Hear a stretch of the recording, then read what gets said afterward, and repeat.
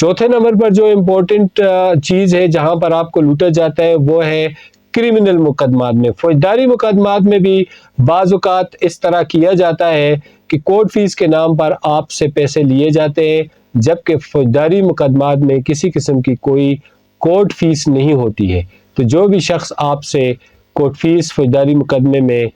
ہزاروں کی تعداد میں لیتا ہے تو وہ ایک بدعنوانی کر رہا ہے اور وہ اپنے رزق کو حرام کر رہا ہے. پہلی جو امپورٹنٹ چیز ہے وہ یہ ہے کہ جب آپ کوئی مقدمہ کرتے ہیں اور عدالت کی طرف سے ایک حکم ہوتا ہے کہ آپ نے اشتہار لگانا ہے اخبار میں،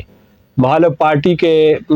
لیے اشتہار لگانا ہے، پرفارمر ڈیفینڈنٹس کے لیے اشتہار لانا ہے، یا کوئی پارٹی جو ہے وہ اپروچیبل نہیں ہے اس کو بلانے کے لیے اشتہار لگانا ہے، ایون کسی قسم کا اشتہار ہو، اس ضمن میں بھی لوگوں سے جو ہے ہزاروں روپے لیے جاتے